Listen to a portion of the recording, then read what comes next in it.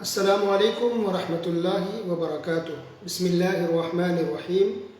الحمد للہ والصلاة والسلام علی رسول اللہ وعلی آلہ واصحابہ اجمعین۔ محترم سامعین کرام، میرا موضوع ہے اتباع رسول صلی اللہ علیہ وسلم، پارٹ نمبر 10۔ آج کے درس میں ہم یہ سنیں گے کہ چاروں ائمہ یعنی امام ابو حنیفہ رحمۃ اللہ علیہ، امام مالک رحمۃ اللہ علیہ، امام شافعی رحمۃ اللہ علیہ اور امام احمد بن حنبل رحمۃ اللہ علیہ اتباع رسول صلی اللہ علیہ وسلم کے بارے میں کیا فرماتے ہیں، انہوں نے لوگوں کو کیا نصیحت کی ہے اور کیا تعلیم دی ہے، کیونکہ یہ چاروں امام بہت زیادہ مشہور ہیں، ان کے مسلک بھی پوری دنیا میں پھیلے ہوئے ہیں، تمام لوگ اس کو جانتے ہیں۔ تو آئیے ہم شروعات کرتے ہیں امام ابو حنیفہ رحمۃ اللہ علیہ کے اقوال سے کہ انہوں نے کیا کہا ہے۔ امام ابو حنیفہ رحمۃ اللہ علیہ، ان کا نام تھا نعمان بن ثابت، ان کی وفات 150 ہجری میں ہوئی، 150۔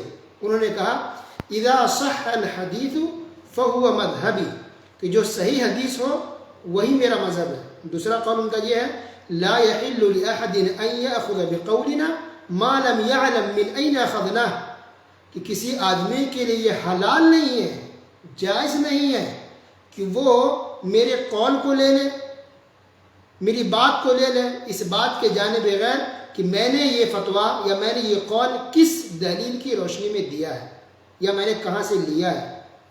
تیسرا قول انہی کا یہ ہے فَإِنَّنَا بَشَرٌ نَقُولُ الْقَوْلَ الْيَوْمَ وَنَرْجِعُ عَنْهُ غَدًا، کہ میں ایک انسان ہوں، بشر ہوں، ایک بات میں آج کہتا ہوں، کل میں اس سے رجوع کر لیتا ہوں، یعنی پہلا کینسل، دوسرا فتویٰ دیتا ہوں، دوسرا بیان میں کر دیتا ہوں۔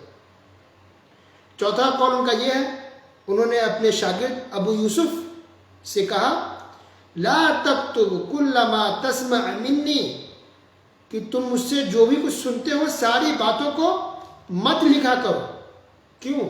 فإننی أرى اليوم فإننی أرى الرأي اليوم وأتركه غدا، اس لیے آج میں ایک رائے رکھتا ہوں، میری ایک رائے ہوتی ہے لیکن کل میں اس کو چھوڑ دیتا ہوں۔ پانچواں قول انہی کا یہ ہے، کہا اذا قلت قولا يخالف کتاب اللہ وخبر الرسول صلی اللہ علیہ وسلم، کہ جب میں کوئی ایسی بات کہوں جو قرآن کے خلاف ہو جائے یا حدیث کے خلاف ہو جائے فَاتْرُكُوا قَوْلِي، تو میری بات کو چھوڑ دو۔ کلیئر ایک دم کہ میری کوئی بھی بات قرآن کے خلاف ہو یا حدیث کے خلاف ہو، میری بات یا میرا فتویٰ، تو میری بات کو چھوڑ دو۔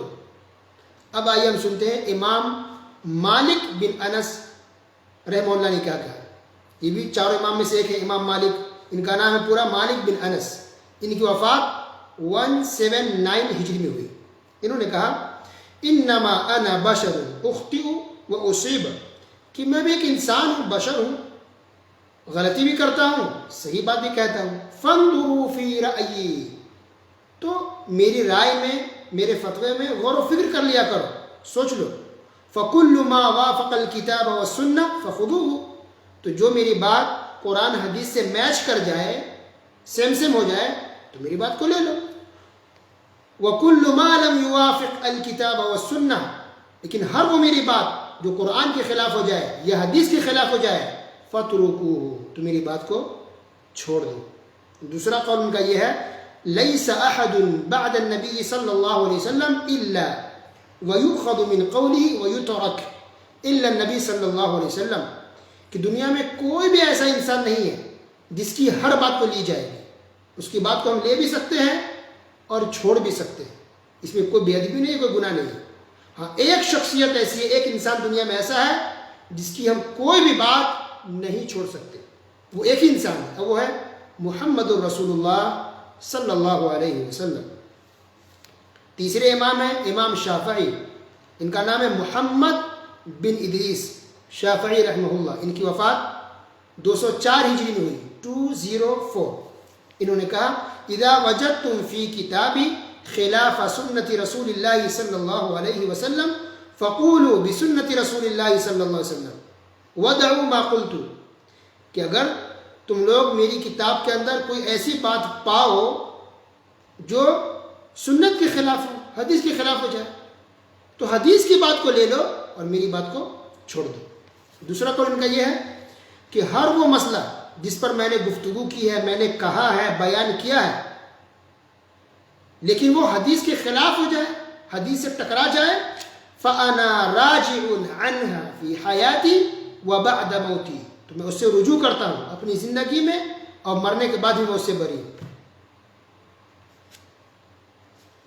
اسی طرح امام شافعی رحمہ اللہ کا ایک اور قول ہے، وہ یہ ہے کہ اصل میں ان سے ایک شخص نے ایک مسئلہ پوچھا، تو امام شافعی رحمہ اللہ نے جواب دے دیا، حدیث سنا دی پڑھ کے، حدیث سنا دی، تو اس کے بعد پوچھنے والا آدمی کہہ رہا ہے کہ امام صاحب آپ کیا فرما رہے ہیں، آپ کی کیا رائے ہے؟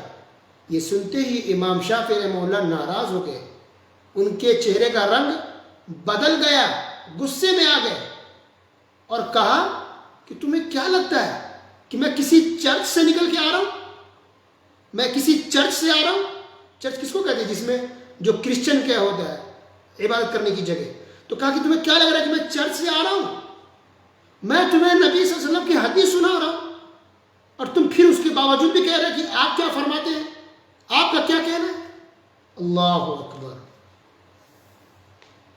اب آئیے سنتے چوتھے امام احمد بن حنبل رحمہ اللہ، انہوں نے کہا کہ تم میری تقلید مت کرو، ولا تقلد مالکا، امام مالک کی بھی تقلید مت کرو، ولا الشافعی، امام شافعی کی تقلید مت کرو، ولا الاوزاعی، اوزاعی کی بھی تقلید مت کرو، امام اوزاعی بہت بڑے عالم گزرے ہیں، امام مالک کے زمانے کے تھے، ولا الثوری، ثوری کی بھی تقلید مت کرو، یہ بھی بڑے عالم گزر چکے ہیں، وَخُذْ مِنْ حَيْثُ أَخَذُوا، بلکہ مسئلہ مسائل وہاں سے لو جہاں سے ان ائمہ نے، علماء کرام نے لیا ہے۔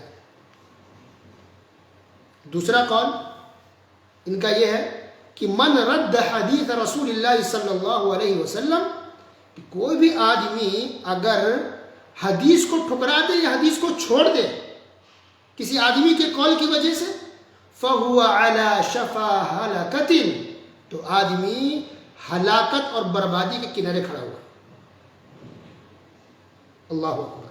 اس کے علاوہ اور بھی بہت سارے اقوال ہیں، ان میں سے میں نے کچھ کو آپ کے سامنے پیش کیا ہے بطور مثال کے، تاکہ ہماری آنکھیں کھلے، تاکہ ہم سب کی اصلاح ہو کہ ہم کسی مسلک کو لے کر کے، کسی کتاب کو لے کر کے، یا کسی فتوے کو لے کر کے، یا اس کی وجہ سے کبھی بھی ہم نبی صلی اللہ علیہ وسلم کی حدیث کو نہیں چھوڑ سکتے ہیں، کیونکہ خود ان چاروں اماموں نے کہا ہے کہ تم کبھی بھی میرے قول اور میرے فتویٰ کی وجہ سے نبی کی حدیث کو مت چھوڑنا۔